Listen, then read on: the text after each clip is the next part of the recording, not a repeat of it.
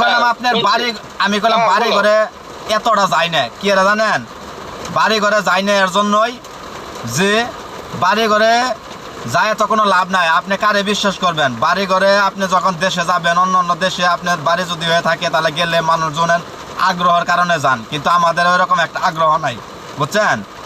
আমরা আল্লাহ তাআলা আমাদেরকে, আমরা অনেক কষ্টে দিন নিছে, অনেক কষ্ট করছি। আমার বাবা যখন আমার ছোট রাখছিল অনেক কষ্ট করছি, করার পরে এতটুক পর্যন্ত আপনাদের দোয়াই, মা বাপের দোয়াই সফলতার দিকে আসছি। এখন একটু ভালোভাবে চলি, ভালো মন্দ খাই। এখন মনে করেন গ্রামে যারা আমরা ছোট ছিলাম তখন আমাদেরকে গ্রামের লোক দেখতে পারতো না, বুঝছেন?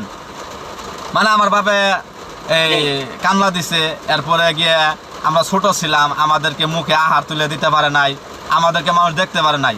কিন্তু যে সব মানুষগুলো আমাদেরকে দেখতে পারে নাই আজকে তাদের মনে করেন যে এমন পর্যায়ে গেছে, ভাত পায় না, তারপরে ঠিক মতো কোনো জায়গায় যাইতে পারে না।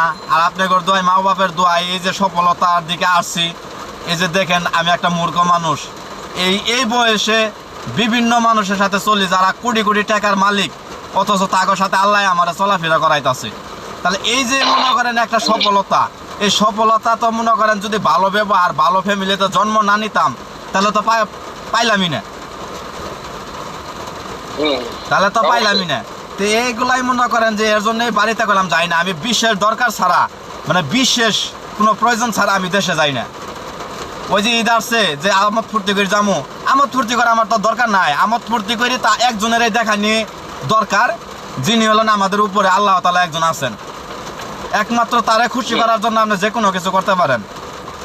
আর আপনি কারে খুশি করবেন? এই 2 দিনের দুনিয়াতে কারো খুশি করা দরকার নাই।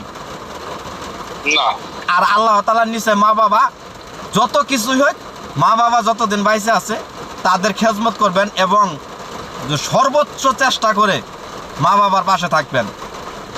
সর্বোচ্চ, মানে দুনিয়া একদিহি আর আপনার মা একদিহি, এক সমান। আপনার পৃথিবী 18 কোটি মানুষের ভিতরে যদি 18 কোটি মানুষ বরদোয়া দেয়, আর আপনার মা যদি একবার আত্মলা করে কয় যে আমার পোলা নির্দোষ, তারে মাফ করে দাও, দেখবেন আপনার সফলতা আসবে। তে যান শেরপুর যান, সমস্যা নাই, যেটি করেন, করার পরে দেখেন কি অবস্থা। হওয়ার পরে মনে করেন যে এরপরে শেরপুর যে কোনো গ্রামে, যে কোনো ইউনিয়নে থাকেন, আগে যাচাই করবেন যে আমি অমুক ইউনিয়নে। হ্যাঁ, ঈদের আগে দোস্ত, ঈদের আগে মনে করেন মিস্ত্রি বেতন কিছুদিন